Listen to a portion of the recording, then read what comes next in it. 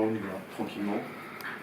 Donc, bonsoir à toutes et à tous. On est très heureux de vous accueillir. Je rappelle très rapidement pour les gens qui ne sont pas au courant le principe de nos rencontres, les rencontres de la boutique, où on essaie une fois par semaine de faire venir des invités, des comédiens, des réalisateurs. On profite d'une actualité, d'une sortie DVD.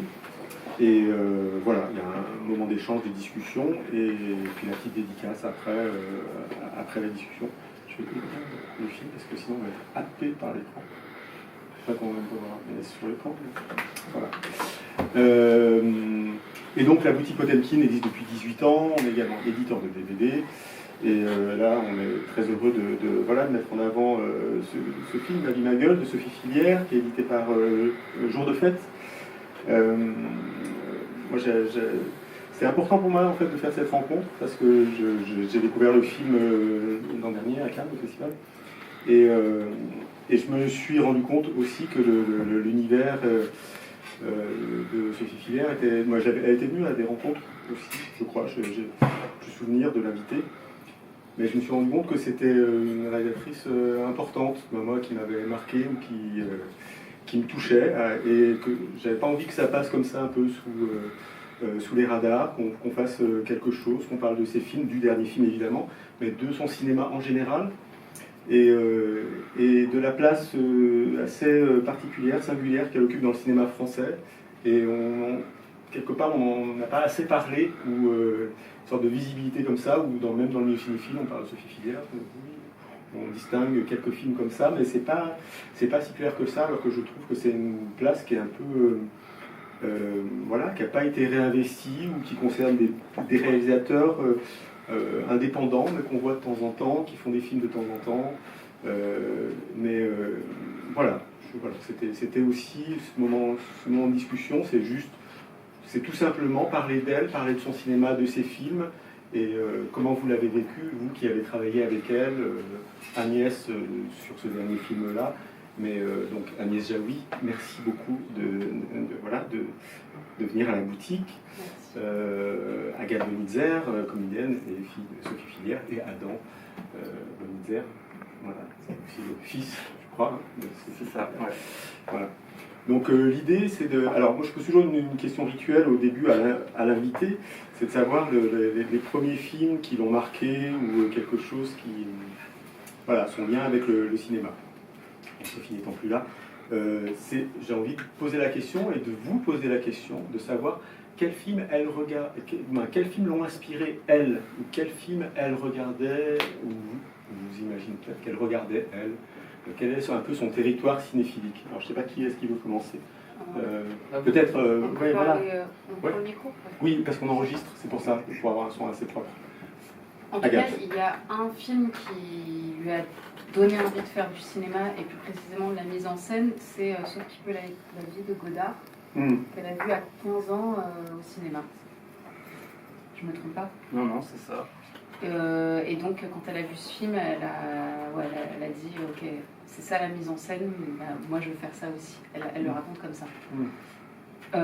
Mais elle venait pas du tout d'une famille cinéphile, pas du tout, ni d'artiste, quoi. Donc, elle a vraiment créé sa propre cinéphilie. Et puis, pour ce qui est de ses influences, tu veux prendre la suite? Non, vas-y, c'est cool. Et en fait, c'est vraiment quelqu'un qui avait une cinéphilie hyper éclectique. Donc il y a beaucoup de... Je dirais pas qu'elle a des références, parce que son cinéma, vraiment, je trouve qu'il est auto-référentiel. Enfin, il est vraiment propre à elle. Même si parfois, on peut se dire qu'il y a un peu de Romer, un peu de Woody Allen, un peu de Hawks aussi. Enfin, tout ça, c'est des auteurs qu'elle aimait. Mais non, moi je me souviens quand j'étais petite, une fois elle m'a dit mon film préféré c'est Stromboli de Rossellini. Mais je crois qu'une fois elle m'a dit c'est Voyage en Italie aussi. D'accord. Il y a débat. Et je pense que ça dépendait des périodes. Moi elle m'avait dit que c'était Monsieur Verdoux, oui. Charlie Chaplin, mais paradoxalement elle me disait qu'elle s'en souvenait absolument pas. C'était quand même son film préféré. Attends, regarde le micro. Ouais. Mais toi, quel rapport vous aviez, ou quelle place occupait le cinéma chez vous? dans votre quotidien, dans les films que vous partagiez? Quel souvenir t'as, toi, personnellement? C'était très important, quoi. Enfin, on regardait beaucoup de films ensemble et beaucoup de choses tournaient autour du cinéma et de la cinéphilie. Elle voyait énormément de films, beaucoup de films récents. Elle allait, je sais pas, 4 ou 5 fois par semaine au cinéma. Ah oui. Ouais, très très cinéphile et vraiment, comme disait Agathe, elle voyait tout. Et ouais, elle regardait aussi beaucoup de séries aussi. Comme... Netflix. Ouais, des trucs, vraiment des trucs qui allaient vraiment du pire au meilleur. Quoi. Faites entrer l'accusé. Ouais, des trucs genre, elle a fait entrer l'accusé. Elle lisait aussi beaucoup de polars, un peu genre Jeunesse Beau, des trucs comme ça. Enfin, c'était vraiment très éclectique, quoi. Agnès, peut-être toi, alors non, mais je sais que tu fais pas partie de la famille. Je sais que tu n'es pas la tante. Non, oui, mais disons que tu étais une pièce rapportée sur le tard. Voilà, on va dire ça comme ça. Mais toi, comment tu as... Est-ce que tu connaissais le cinéma de Sophie Fillière avant de la rencontrer? Et quels sont les premiers éléments que tu as eus peut-être tout simplement le scénario, mais peut-être avant ça, quelle image, quelle place elle occupait pour toi Non, moi j'ai honte de dire que je fais partie des ignorants et que je n'avais pas vu, c'est même étonnant, parce que qu'est-ce que j'ai aimé la rencontrer, qu'est-ce que j'ai aimé ce scénario, puis après ce que j'ai découvert de sa filmographie. Mais non, j'avais rien vu par nullité. Enfin, je veux dire, j'ai pas d'excuse. Et aussi parce que je suis complètement d'accord que sa place était sous-estimée, complètement. Vraiment. Non, mais parce que c'est dans ce film-là, quand on te voit dans ce film-là, on a un trouble quand même de te voir toi et moi pour avoir croisé Sophie Fillière. Il y a quelque chose d'assez mimétique. Et on a l'impression que c'est un univers, pas dans lequel tu as toujours été, mais qu'il y a quelque chose de très familier en fait. Oui. Dans les déplacements, dans les mots, dans la façon, dans l'humour, dans tout ça, il y a quelque chose où tu t'es glissé, c'est le sentiment que j'ai, mais tu t'es glissé très naturellement. Mais c'est exactement ce qui s'est passé, et non seulement je me suis glissée naturellement, mais voilà, on s'est entendu surtout. Enfin voilà, ça fait partie de ces rencontres amicales où on se rend compte qu'on a énormément d'affinités, voilà, et que qu'on partage et voilà, c'est comme quand on est petit, on fait table bleue, mais moi aussi, c'est pas grave. Donc, sauf que c'était sur des cinéastes, sur des acteurs, sur des actrices, sur des... oui, j'ai eu l'impression d'être sur la même longueur d'onde, non seulement par les goûts qu'on avait communs, mais aussi dans le jeu. Là, pour le coup, sur le plateau... oui, il y a eu quelque chose de très mimétique et de très télépathique. Mais après, j'avais mon modèle en face de moi tout le temps, donc c'était pratique aussi. Et alors, comment tu reçois ce scénario et comment je sais que la qualité des scénarios et des dialogues, parce que oui, en parlant c'est évident quand même, tu es cinéaste, mais tu es aussi une grande dialoguiste aussi. Et tu rencontres une non, mais c'est pas du tout. Il n'y a pas de là-dedans, mais tu rencontres une grande dialoguiste aussi. Mais oui, mais ce pourquoi, quand j'ai voulu changer un mot, elle m'a dit non, j'ai dit d'accord, évidemment. Je respecte, et puis vraiment, c'était un mot que je voulais changer. Mais sur tout le reste, oui, j'ai aimé pas seulement les dialogues, j'ai aimé le fait que le moindre personnage soit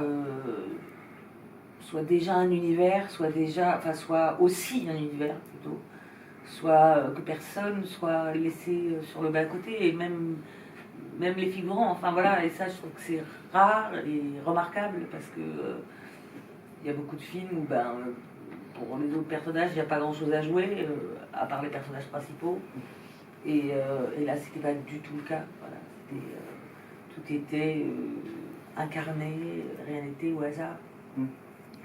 Agathe, peut-être sur Ma vie, ma gueule, le choix d'Agnès, parce que je crois qu'elle a écrit le scénario, pas forcément en pensant à Agnès, je crois, et c'est comme si Agnès était venue au film, ou le film est allé vers Agnès, je sais pas, mais comment, toi de l'intérieur, ou Je sais pas si tu en as parlé avec ta mère, en parlait tous les deux, on échangeait énormément avec elle parce qu'on la voyait tout le temps en fait.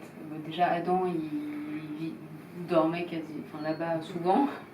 Moi, j'habitais sur le même palier. Donc voilà, et puis on la voyait tout le temps, et donc effectivement on échangeait sur l'écriture du scénario, son travail en cours. Adam, il avait lu le scénario en cours d'écriture, moi je l'avais lu que à la fin, je crois, ou quasiment fini. Et non, elle a écrit en pensant à personne, et c'est assez rare, d'habitude elle écrivait souvent en pensant à une actrice, et pour ce film-là aussi, parce que c'est Ma vie, ma gueule, et que c'est sans doute son film le plus personnel. Je pense qu'en écrivant, elle n'arrivait pas à penser à quelqu'un d'autre, peut-être même qu'elle pensait à elle-même. Et d'ailleurs, à un moment, un peu en blague, mais pas tout à fait, elle a pensé jouer le personnage. Mais après, très vite, elle a dit que non, elle avait besoin de voir une actrice, de diriger quelqu'un, aussi parce que c'était tellement proche d'elle, je pense qu'il fallait qu'il y ait une distance, quoi, Mais par contre, dès qu'elle a fini d'écrire le scénario, je sais pas, elle s'est levée un matin, enfin en tout cas, elle a tout de suite pensé à Agnès, très rapidement. Et voilà, et elle a envoyé le... Et enfin, nous, je me souviens qu'elle me l'a dit, d'un air mutique, elle m'a dit, je vais proposer le scénario à Agnès Jaoui. J'ai fait super et tout. Tellement bonne idée. Et voilà. Et Agnès a accepté dès la lecture du scénario. Adam, toi qui connais aussi, parce qu'il faut dire que le film a été tourné, si je m'abuse, dans l'appartement de Sophie Filière. Ouais. Donc ce sont des lieux que tu connais. Ouais, j'ai habité dans cet appartement aussi. Mais, je sais pas quoi dire d'autre. Non, mais non, c'est pas du tout. Il n'y a pas de jugement là-dedans. Je ne sais pas juger. Mais c'était par rapport au film et la façon dont où va le film, c'est quand même des lieux qui sont très familiers. Comment ça passe par le filtre du cinéma? C'est-à-dire comment elle arrive à faire de cet appartement, de cet intérieur, quelque chose de très cinématographique. Déjà, je sais qu'elle voulait aussi que ça soit dans cet appartement, parce qu'elle avait toujours l'impression que dans les films français ou autres, d'ailleurs, les appartements étaient trop grands et je sais pas, que quelque part ça sortait du film et voilà, là il fallait quelque chose de très réaliste, donc elle a pris le truc qui était le plus réaliste possible, c'est-à-dire son propre appartement, quoi. Et elle s'est pas arrêtée. Oui, après, et puis c'est vrai qu'il y a la salle de sport, c'est sa vraie salle de sport. Il y a le psy qui est c'est dans le vrai cabinet de son psy avec le vrai psy qui joue le psy. C'est son vrai, celui du psy et son psy. Ouais, c'est son psy dans la vraie vie. Ah oui, d'accord. Et ouais, je sais pas, il y a plein de trucs comme ça dans le film qui sont vraiment genre sortis de sa vie intime, personnelle et qui sont rentrés dans le film, quoi. Approchez-vous, il y a des places assises. Il y a des places assises là. Daniel.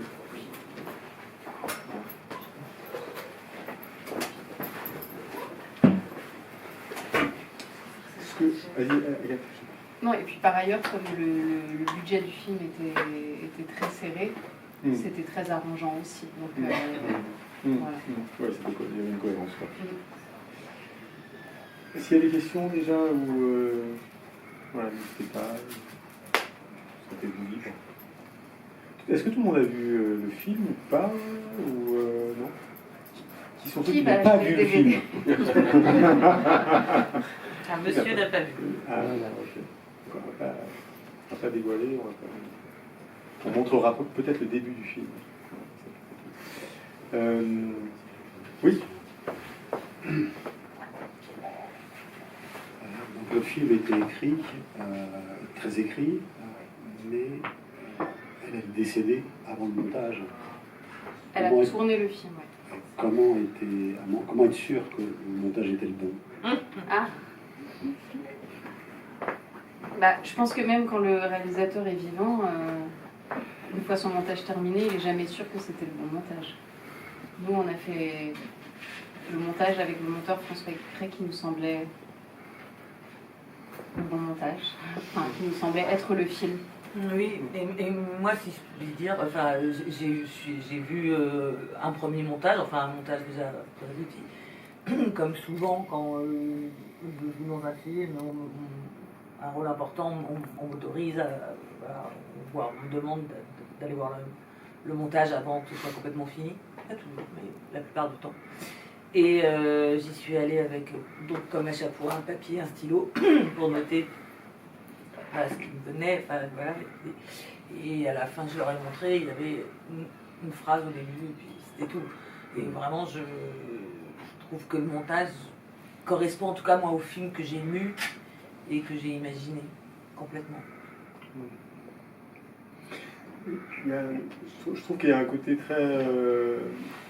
c'est vraiment un sentiment étrange hein, quand on voit ce film et quand on sait que c'est une sorte de film, une sorte de revoir, un film testament. Et c'est une couleur très particulière quand même, je trouve, de voir, de la sentir très près dans ce que toi tu joues, Agnès. Et toute la deuxième partie du film qui va, qui va vers... qui fait cette traversée-là, qui de manière très poétique, qui va investir une sorte d'ailleurs comme ça. Et moi, je suis ressorti très troublé en fait du film. Mais je comprends. Parce qu'on est, quelque part, c'est assez rare d'avoir cette proposition-là, de sentir qu'on est face à une réalisatrice qui fait son dernier film, qui parle d'elle et qui nous dit quelque part un peu adieu. Voilà. Mais c'est vrai, mais sauf que quand elle l'a écrit... Elle n'était pas malade. Voilà. Ah, ok, d'accord. Mais ouais. Ok, d'accord. Ce film, elle n'était pas malade quand elle l'a écrit, donc si vous voulez, c'est le vertige de la vie et de la mort en l'occurrence, mais c'est aussi la beauté du cinéma, quoi. C'est d'être capable de dire des choses sans le vouloir, de projeter sa voix sans forcément y penser, de faire des choses plus ou moins conscientes. Mais après, quand elle a tourné le film, elle était malade. Oui, d'accord. Mais le film était écrit... ok, d'accord. Il manquait cet élément. Ce qui est curieux, et c'est vrai, c'est que non, elle n'était pas malade, mais quand on voit le film, je suis d'accord avec vous, enfin, on a l'impression, on peut avoir cette impression-là, en tout cas, que c'est un voyage qu'on peut interpréter de plusieurs façons. Et c'est vrai que beaucoup de gens, pas tous, mais certains ont vu aller voir aux enfants, mais pas tous, pas forcément. Voilà. Non, et d'ailleurs, je pense qu'on peut voir le film aussi juste tel qu'il est, quoi, indépendamment de son contexte, et l'aimer comme ça. Et y voir une portée aussi universelle, Complètement, oui. transcendante d'une certaine manière, et métaphysique, mais parce que son écriture est métaphysique, et en fait, on peut retrouver ça dans plein d'autres films. Oui, c'est vrai. Enfin, même dans le précédent, dans La Belle et la Belle, il y a aussi un vertige temporel, spatial, et une réflexion philosophique sur l'existence, sur le fait de vieillir. Donc c'est des thèmes qu'il habitait, et la mort en faisait partie, mais aussi la folie, le fait de vieillir.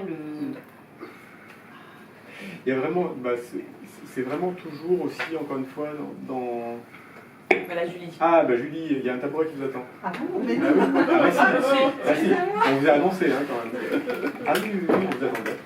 Et une bouteille de... Je suis bloquée dans le métro. Oui, on a eu l'info. Julie Salvador, productrice du... Bonjour. Je suis toute fraîche. Tu vas Pas tant que ça.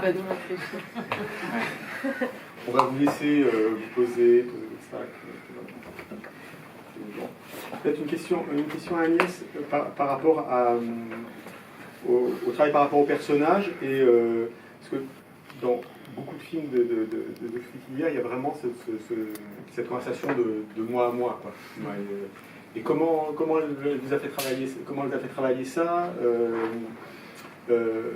est-ce qu'elle a corrigé certaines choses? Est-ce qu'elle t'a un peu bridé? Ou est-ce que, pour trouver un peu la note juste de ces... beaucoup de séquences où elle est face au miroir, où elle se parle un peu à elle-même aussi. Comment trouver le... Mais c'était curieux, moi c'est pas quelque chose que je fais beaucoup, un peu plus en vieillissant, mais quand même je parle peu seule, et je me parle peu seule. Et je trouve que jouer devant le miroir, c'est toujours un peu bizarre pour une actrice, un acteur. C'est pas le truc le plus évident. Pour plein de raisons qu'on peut comprendre. Mais moi, je sais pas, j'ai vécu ce rôle et ce film, pour le coup, comme une évidence. C'est ça qui est... Aussi parce qu'elle était très précise, qu'elle savait très bien ce qu'elle voulait, donc que les choses étaient très très écrites aussi. Donc je pense que déjà restituer précisément ce texte, c'était faire une grande partie du chemin. Et puis, encore une fois, elle était en face, elle était en face et on était en phase. Voilà. Et donc, moi, de toute façon, ce que je trouve difficile, c'est jouer des mauvais textes avec des mauvais comédiens dans un mal dirigé.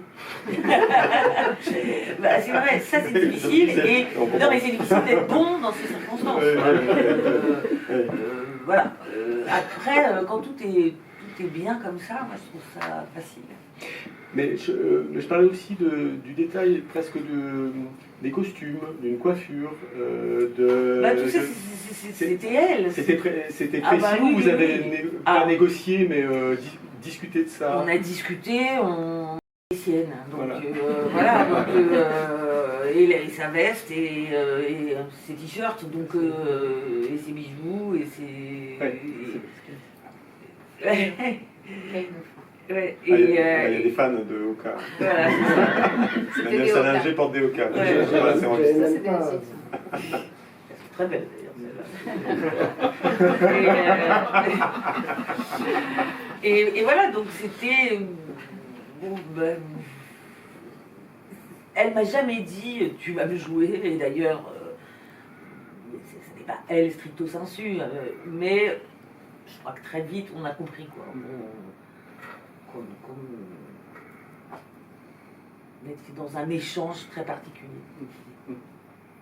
Sur le rapport avec les comédiens, Emmanuel, on fait circuler le micro en fait, par rapport à Sophie Filière, que tu connais bien.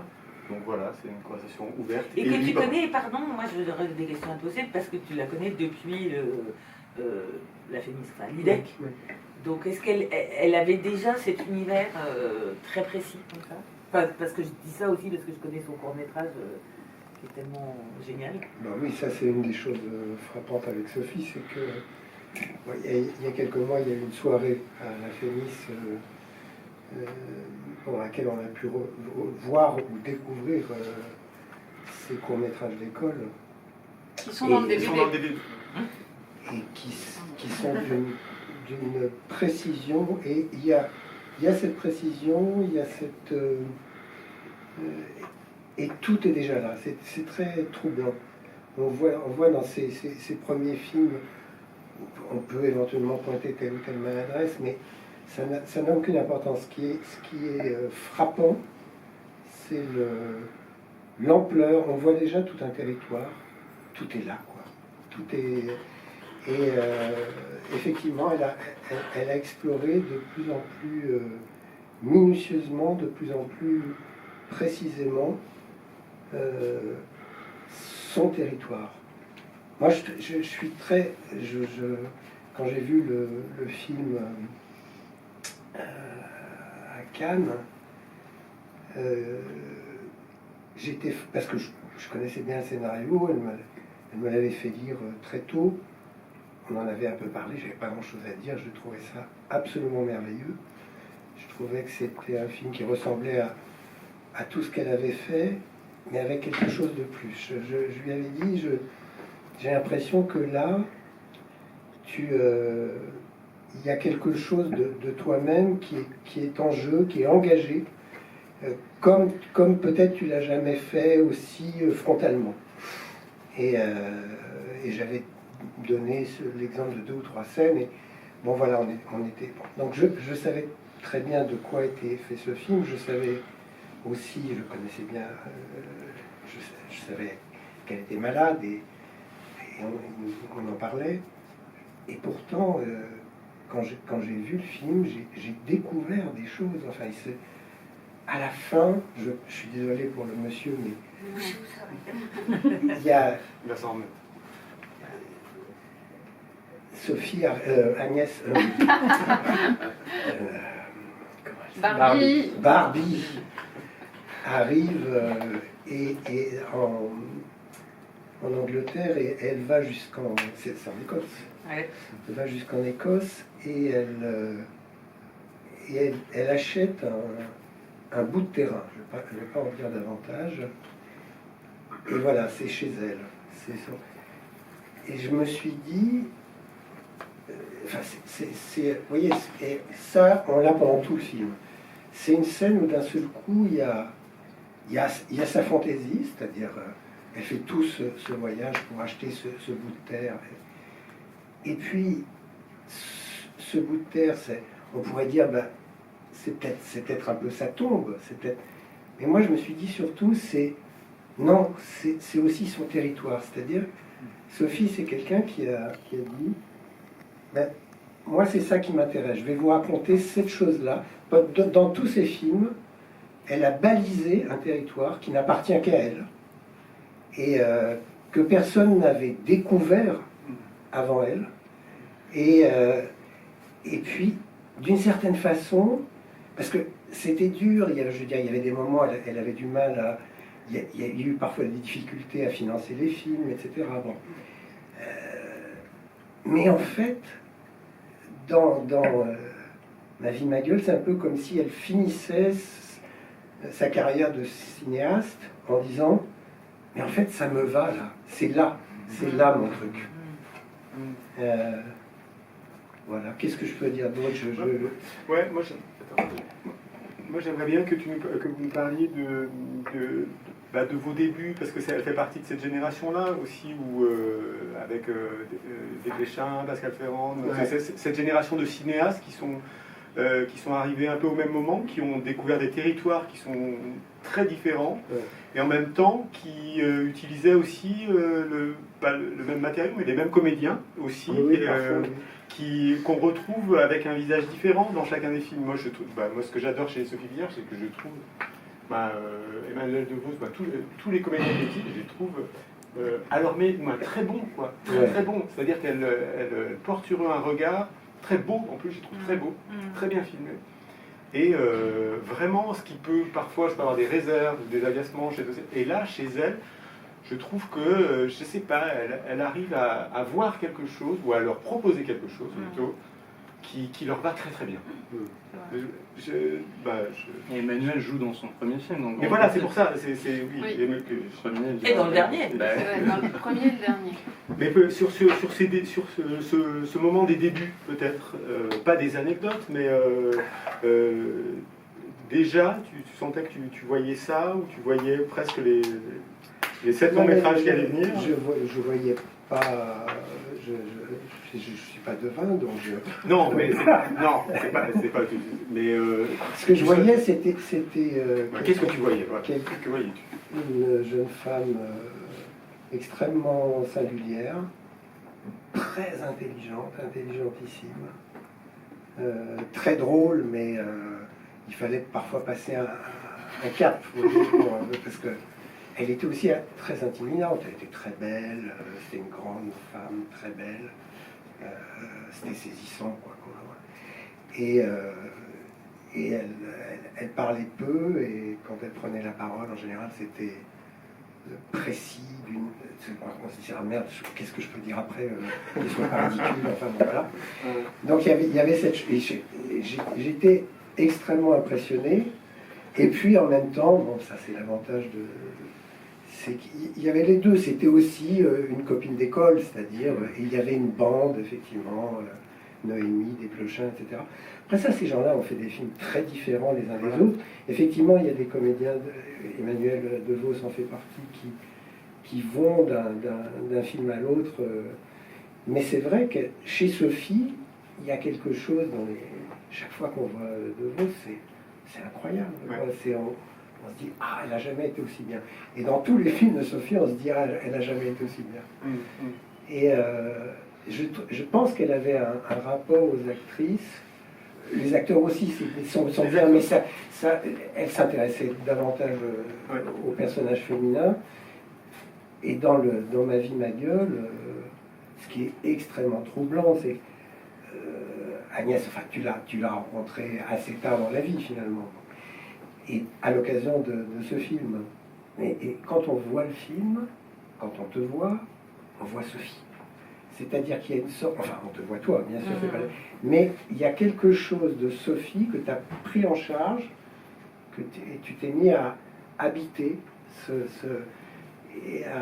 et en fait, plus on avance dans le film, je ne sais pas jusqu'à quel point il a été tourné dans l'ordre, mais Quasiment. quasiment. Ouais. Et donc, plus le film avance, plus cette incarnation saisissante apparaît. Enfin, et comme il y avait des moments, bon.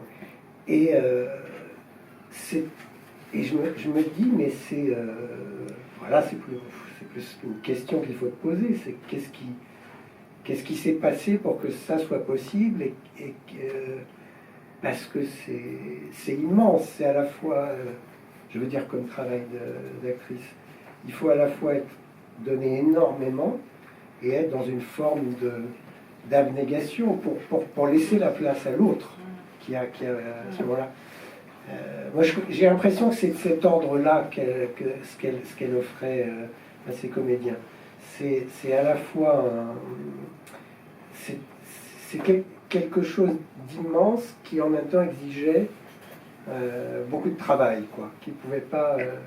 C'était un cadeau qui se mérite. Je sais pas comment dire. Ce que je me dis, c'est que d'abord, c'est des personnages très sans phare. Et ça, c'est rare en fait pour une actrice de jouer sans phare. Voilà. Je pense qu'elle le permettait pas et c'était bien. Alors oui, il fallait un peu justement l'accepter. Enfin, mais une fois qu'on l'acceptait, d'abord c'était très libérateur et puis ensuite, voilà, je crois qu'on pouvait pas truquer. On n'en a même pas envie en fait. Il y avait un truc tellement frontal que il y avait, il y a pas faire l'actrice. Je veux dire, faut pas être dans la séduction à aucun moment. Puis c'est pas ça qu'elle propose, quoi. Juste une petite question technique. Elle faisait combien de prises et quel ajustement elle faisait, quelle proposition elle faisait, ou est-ce qu'elle te dit ça on va faire Elle faisait très concrètement.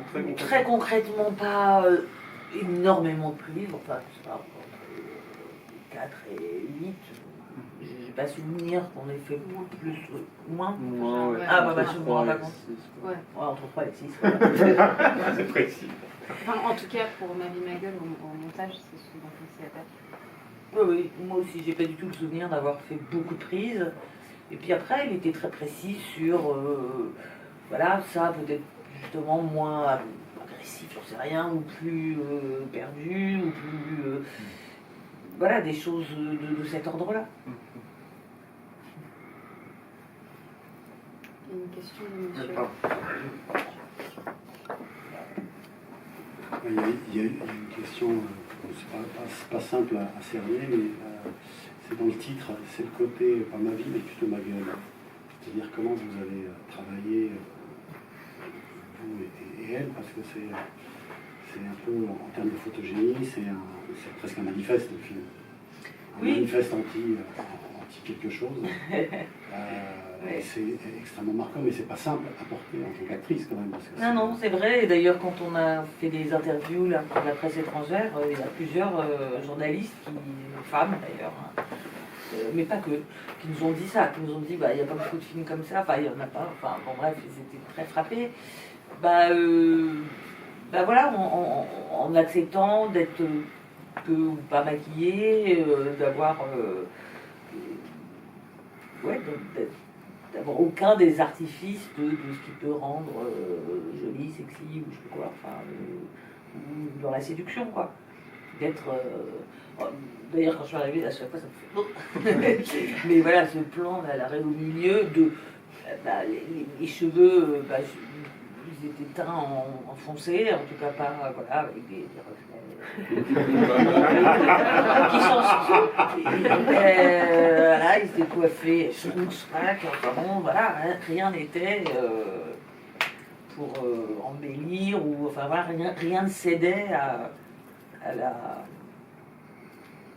séduction du moment, enfin à la mode d'aujourd'hui. Mais et d'ailleurs, un des plus beaux compliments. Ah, il y a quelqu'un qui vole.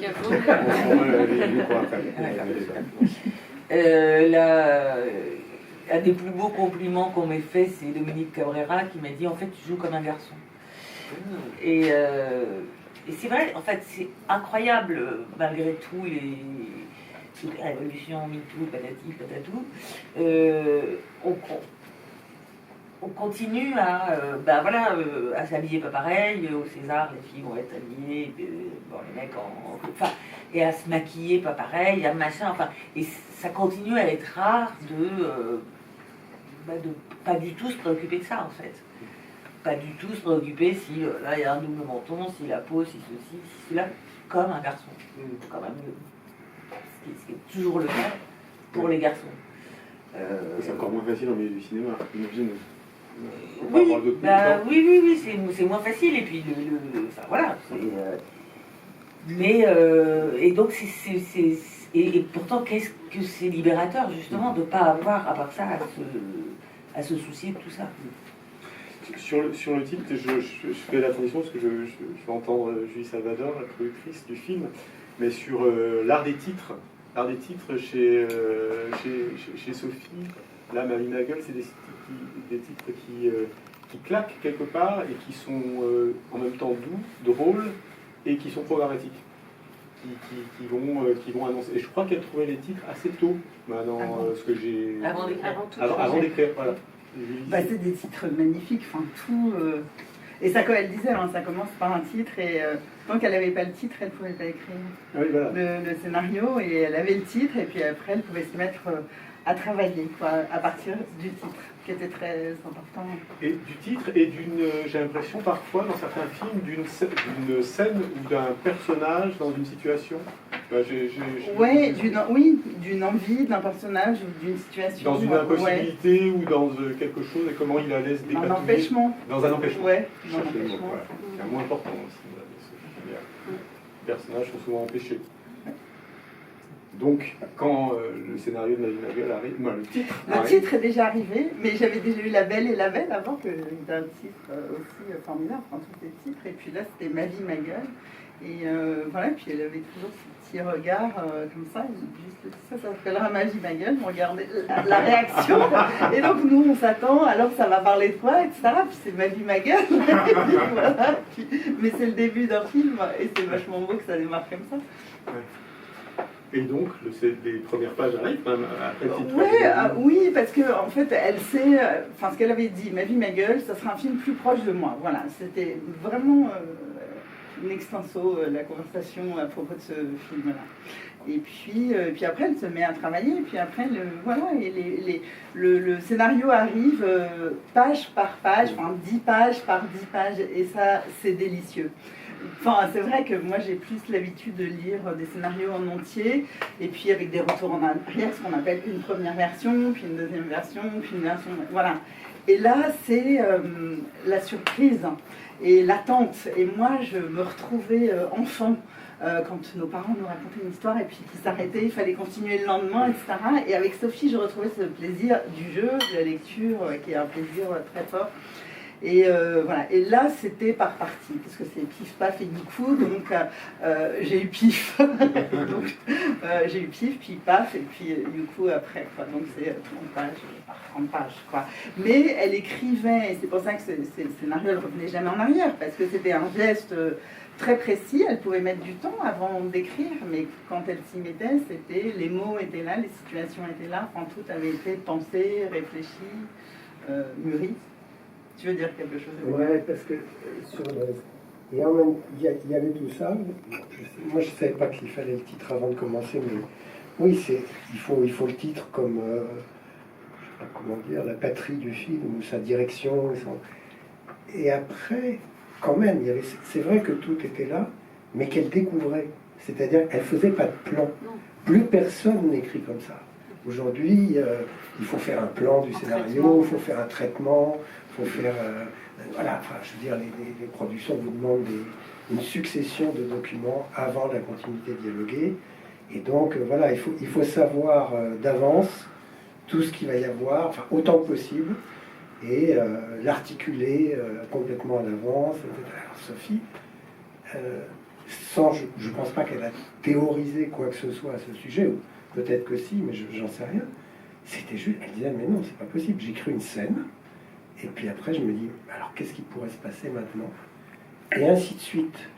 Et donc, et à la fin, il y a une cohérence dans les films, mais c'est une cohérence qu'elle fabrique ou qu'elle redécouvre à chaque fois, et avec l'angoisse de... Il y a des moments où ça s'arrête, et puis merde, je sais plus. Mais la fin, il y a eu la dernière partie en Écosse, elle savait, elle pensait plutôt les Cornouailles d'ailleurs, mais elle me dit, j'ai pas d'idée. Ouais. Et il faut attendre, alors c'était la partie la plus longue à écrire, mais c'est vrai qu'elle savait pas. Et puis il y a un moment, voilà, elle a su. Dans ces films, la beauté de ces films vient aussi de là, je crois, de cette prise de risque, parce que c'est vraiment se jeter dans le vide, c'est commencer à écrire avec une productrice qui attend. Je sais que tu ne mettais pas la pression, c'est pas la question, mais je dis, vous voyez, vous êtes payé, et si vous lui demandez, mais alors, c'est quoi l'histoire? Elle ne peut absolument pas répondre. Et elle la découvre au fur et à mesure. Et il y a il en reste quelque chose dans tous ces films. Mais voilà, là on parle de Ma vie, ma gueule. Il y a quelque chose de ce vertige, et en même temps de hop, elle se rattrape et elle continue, et elle repart, et qui est là tout le temps. Et c'est ça c'est absolument magnifique, parce que c'est une façon d'aborder le cinéma. Je ne sais pas s'il y a s'il y a quelqu'un d'autre qui s'autorise cette liberté-là aujourd'hui. C'est tellement, vous voyez, on formate tout le temps, il faut cela, quoi. Non, c'est très juste, et puis c'est vrai, enfin, qu'il y a beaucoup de films où on sait dès la première scène ce qui va se passer et comment ça va se terminer. Alors après, ça peut être agréable, parce que justement, comme quand on est petit, on sait qu'à la fin, le méchant va être attrapé et que la princesse va épouser le prince, tout ça, c'est rassurant. Mais des fois, le formatage, effectivement, enfin, en tout cas, cette technique-là est trop évidente, enfin, et voilà, il peut enlever, alors que là, on est sur un fil, et en même temps, c'est pas n'importe quoi. Je veux dire, je le trouve tendu, quoi. Enfin, on la suit justement, ne sachant pas ce qui va arriver. Et ça, c'est un autre type de plaisir. Et c'est vrai que je comprends que tu le remarques. Enfin, c'est-à-dire, il y a cette imprévisibilité, mais qui n'est jamais n'importe quoi. Voilà. D'ailleurs, c'est pour ça que c'est long à écrire. Hein. Elle mettait du temps, mais c'est... Yep. Alors, je sais pas.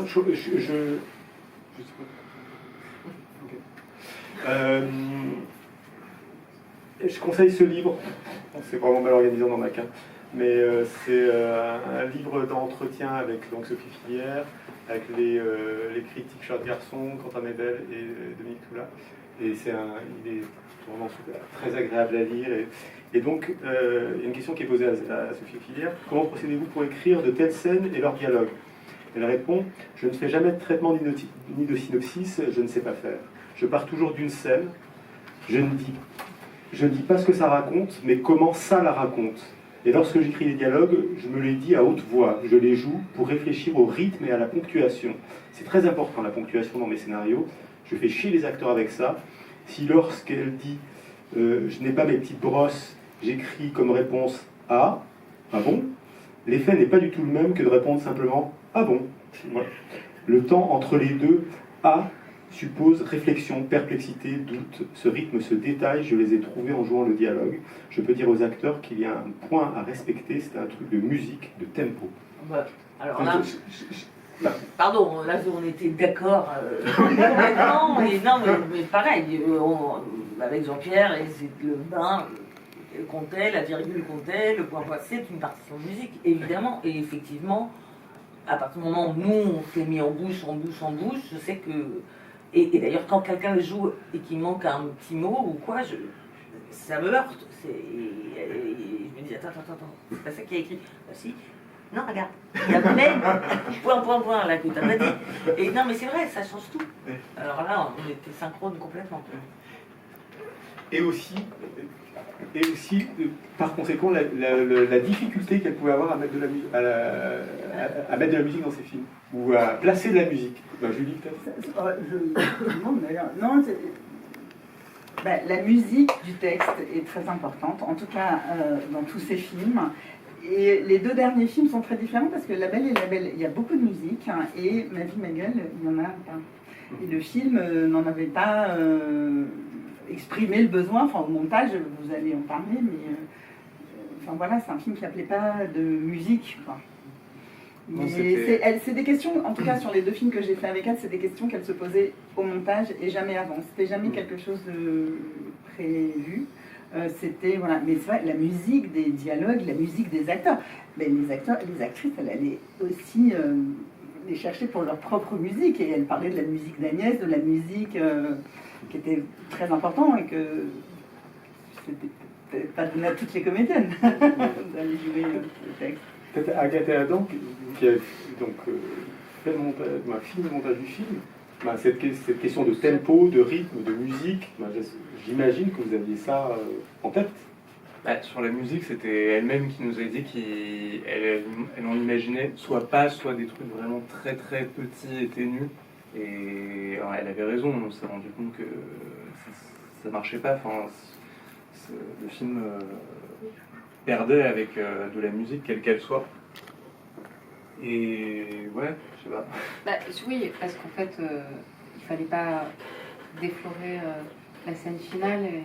La scène finale comporte de la musique, et pas n'importe laquelle. Et du coup, toutes les musiques qu'on a essayé de placer avant, en quelque sorte, gâchaient un peu aussi la fin. Et puis par ailleurs, oui, c'était un pléonasme, quoi, par rapport au dialogue, par rapport aux situations, par rapport aux acteurs et actrices. Et on a essayé, hein, on a fait une session d'enregistrement avec Philippe Catherine qui avait fait des trucs hyper barrés, mais super intéressants. Et Philippe Catherine. Mais non, vraiment, c'est comme si le film refusait la musique. Et puis c'était effectivement un truc dont on avait parlé avec elle à l'hôpital, quand on a discuté du montage et tout. C'est un des trucs très précis qu'elle nous a dit. Voilà, la musique, il n'y en aura pas, et s'il y en a, c'est des choses comme des clochettes, un tintement, un truc, on ne sait pas si c'est dans la tête d'Agnès, de Barbie, ou si c'est une musique, ou quoi. Mais voilà, même ça, c'était inutile. Et je pense aussi que c'est un de ces films les plus directement émouvants. Et donc il n'y a pas besoin de rajouter de l'émotion par la musique. Le film le fait tout seul, quoi. Et puis il y a aussi un de ces films les plus ambigus, et quand on rajoute de la musique, ça a toujours tendance à privilégier une interprétation de la scène et à un peu diminuer la polysémie et l'ambiguïté, le mystère, ouais. Donc, ouais. Est-ce qu'il y a des questions ceux qui ont vu le film ou pas? Je vais parler tout de film. Si on passe un extrait, Agnès, c'est juste le début, ça va. Non, je sais, non, mais parce que tu m'as dit, j'ai vu. Je ne vais pas me regarder. C'est juste le début du film, je trouve que ça donne la couleur.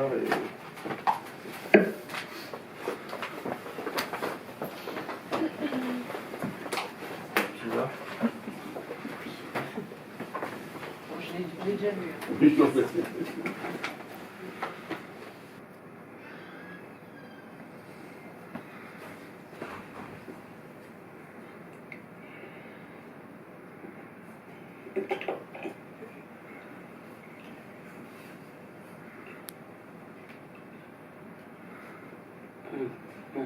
Pourquoi faire semblant? Ariel, ok, Ariel, pas mal. Sobre, droit, bâton. C'est sobre ou c'est rien? Je dis sobre, mais peut-être rien. Ariel Hibrou, vraiment. Ariel Hibrou, Scholar, ok, no comment. Ah, police anorexique, enfin, qui fait très attention à sa bouffe, hein, au minimum. Police qui se pèse tous les matins.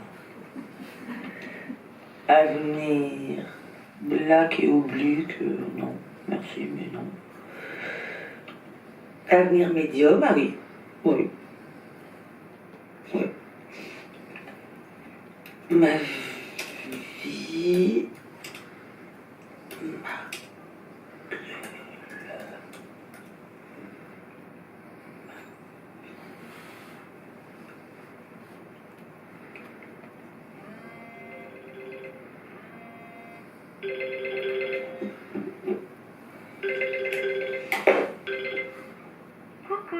Excuse-moi, mais je peux pas trop parler. Ah bon, bah, je te laisse. T'es déjà occupée, tu fais quoi?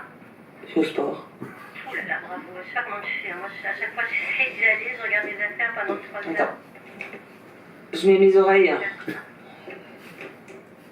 m'entends? Ouais. Ouais, tu vois, je veux y aller. Je me fais un petit café. Allez, un autre petit café. Tu m'entends là? Allô? Oui, tu m'entends? T'es sur ta machine déjà, là, tu regardes tes requins marteaux? Je regarde les clips. Ah, Julien Doré. Julien Doré, il est trop mignon avec sa petite barrette là. C'est quelle chanson? T'aimer comme un lac. Ah, t'aimais comme un... Ah oui, c'est avec Pamela Anderson à la fin, elle était pas mal quand même. Moi, j'aime bien Coco Caline. Ok, bon, ben je te laisse parce que j'arrête ma session, là, j'y arrive pas aujourd'hui. Et il faut vite que je rentre chez moi pour prendre une douche. Ah bon? Parce qu'il y a des travaux, ils vont couper l'eau. Au fait, tu m'as jamais dit comment ça s'était passé avec ton italien, là. Bon, plus de nouvelles. C'est foiré d'avance. Non, mais de toute façon, c'est super difficile de rencontrer des hommes en ce moment. Pendant 2 ans, j'ai étudié, tu vois. T'as le mec, il a l'air pas trop mal. Tu parles de sa femme, alors là, son travers. Après, tu parles de ses enfants, puis après, tu poses des questions. Moi, le dernier jour, c'était vraiment molle d'un 3e. Ah, il a tiré, le mec. Je crois que tu le regardes et tu es consterné. Non, je vais vérifier déjà. Qu'est-ce que tu dis? Non, rien. J'ai cru que j'avais oublié un truc à la salle de sport. Ah, Alors c'est bon. t'es dans la rue, là? Je suis presque arrivée chez moi. J'ai dit pour Pépito, attends, mais il est chez le vétérinaire, voilà. L'année dernière, il est attrapé parce que c'est un le canapé de crise parfait. J'allais chez le vétérinaire, le chat complètement traumatisé. Et la fille, elle me regarde et me dit, ah, mais c'est toujours madame. Oui, je viens d'arriver chez moi là. Il faut vraiment que je raccroche. Ah, d'accord, je te laisse. Les mecs, ils sont arrivés déjà? Qui? Ben, les mecs, je veux dire, les mecs, ils viennent couper l'eau, tu m'as dit qu'on te coupait l'eau. Ah. Non, non. Ça va, j'ai le temps.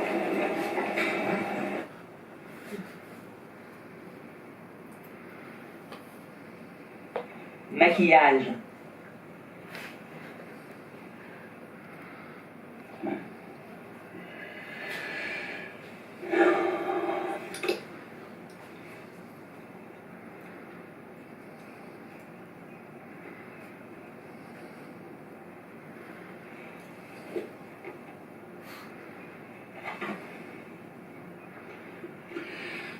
Salut Barbie. Ouais. Laisse tomber.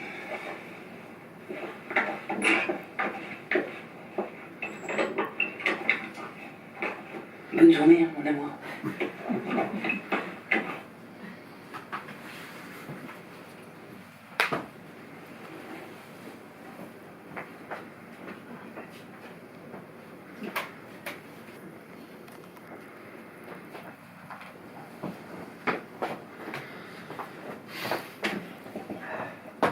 On va. Agnès a disparu. Non, je suis là. Ah, ok, d'accord.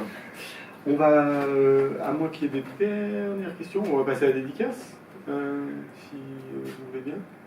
Ouais, ça vous va? Une question. Alors Agnès, venez, viens. Agathe. Je voulais pas vous. Non, non, bah non. Pas du tout. Tenez. Oh, j'aurais pu parler comme ça. Non mais on enregistre. Ah, pardon. Non, moi, c'est pas forcément une question, mais c'est peut-être plus une remarque sur le rapport au langage qu'il y a dans ce film. Enfin, je sais pas si vous en avez parlé avant, parce que je suis arrivée un peu en retard. Mais dans ceux que j'ai vus, il y avait un rapport très direct aux mots, à l'absurdité des mots et un jeu de langage qui me touche beaucoup personnellement. Et donc je voulais savoir si aussi dans ce film, enfin déjà on le voit rien qu'avec le début, les polices anorexiques, que je trouve très drôle. C'est aussi, j'ai l'impression que même quand c'est pas au centre, ça reste toujours un peu au centre cette question de mots, de jeu de mots, de renverser la langue.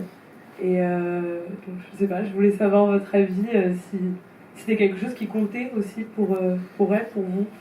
Enfin voilà. Attends, mais oui.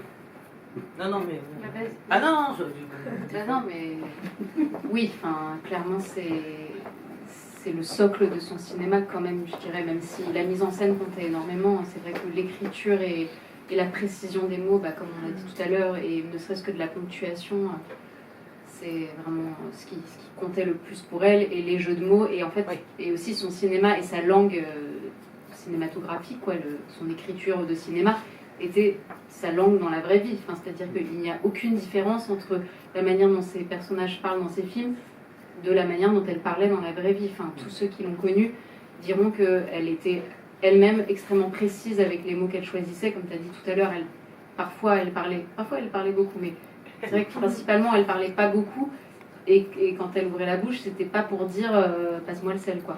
Enfin, ou alors elle le disait, mais avec un jeu de mots, une blague en anglais, que sais-je. Donc oui, c'est... Et elle adorait effectivement les jeux de mots. Il y a un truc qui la faisait beaucoup rire, je sais pas si vous connaissez, c'est le baleinier, c'est un dictionnaire de mots inventés. Il y a plusieurs éditions, et ça c'est un truc qui la faisait beaucoup rire parce que c'est un groupe de gens qui inventent des mots avec des définitions genre ouabol, se réveiller en pleine nuit avec le bras complètement ankylosé, ou Chaoshoumigou, reflet de soi dans la vitre SNCF. Je les dis pas tout à fait bien, mais ce genre de truc. C'est le baleinier. Le baleinier, ouais. C'est très drôle. C'est Grégoire Osserman, Christine Murillo et Le Guet. C'est magnifique. Excellent. Ah oui, il y a toutes les définitions des petits tracas de la vie. Moi, je me rappelle moins bien que toi les noms, mais il y a aussi la distension trop longue quand on veut mettre son ticket. Ou la chelou, je sais pas quoi, c'est de boire la dernière gorgée de bière et il y a un mégot dedans, etc. Enfin, c'est vrai que c'est génial. Et elle faisait ça aussi elle-même dans la vie, quoi. C'est-à-dire, elle inventait des mots pour des situations.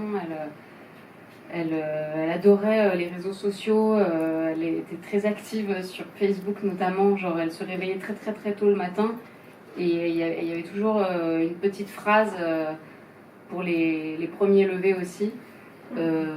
Voilà. Et elle écrivait des poèmes aussi. Et bien sûr, elle écrivait des poèmes. Merci Ado. Les poèmes dans le film sont les siens, et depuis assez récemment, effectivement, depuis 3-4 ans, quoi, dans sa mort, je dirais. Mais elle s'était mise à écrire des poèmes qui étaient un peu comme des sortes de haïkus, comme ça, sur son téléphone, dans les notes de son iPhone, sur la vie quotidienne, parfois en vers, parfois en prose. Et voilà, que dire de plus? Qui sont dans le film. Et qui sont dans le film, et d'autres qui ne sont pas dans le film. Et certains en anglais aussi, beaucoup en anglais. Parce qu'elle était bilingue anglais-français. Et c'est assez drôle de voir, moi j'ai découvert assez tard Arrêt continue. J'étais assez impressionné par le film, et qui est justement un film qui n'est pas bavard du tout, où il y a toute une partie du film où Emmanuel DeVos est dans les boîtes, et elle fait ce choix-là aussi de mettre très peu de mots dans le corps de son personnage, et comme une sorte de défi à elle-même. Je trouve le film très fort, en plus sur le coup, sur la conjugalité, tout ça. Ceux qui n'ont pas vu, je le conseille vivement, quoi. Oui, parce que dans le silence, il y a des mots aussi. Et je me souviens d'ailleurs, ce film, quand elle m'en a parlé, quand elle a eu l'idée la première fois, elle m'a dit, et donc c'est pas du tout le film pour ceux qui l'ont pas vu, enfin pas exactement, mais elle m'a dit c'est l'histoire d'une fille qui creuse un trou et qui reste dedans. Ouais, mais moi, je le répète. Je me vois, on était au Café Beaubourg, c'était il y a peut-être 15 ans ou 12 ans, je me vois et je la vois me dire ça. Bah, moi, je trouve que c'est un grand, du côté grand-petit, c'est un grand petit film sur le couple, quoi. Jeu de mots avec son premier long métrage qui s'appelle Grande Petite. Grande Petite, mais vraiment, ça dit énormément de choses sur un couple qui se... Voilà. Il n'y a plus grand chose à dire, mais c'est tout le chemin. Et puis Amalric et De Vos sont, pour ceux qui ne l'ont pas vu vraiment, c'est à voir. Mais ce qui est à voir, c'est la vie la gueule. Voilà. On s'arrête là. Personne, pas de regret. Un grand merci à Agnès Jaoui,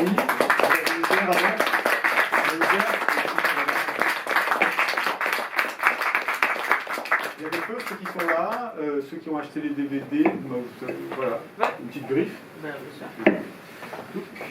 On va noter.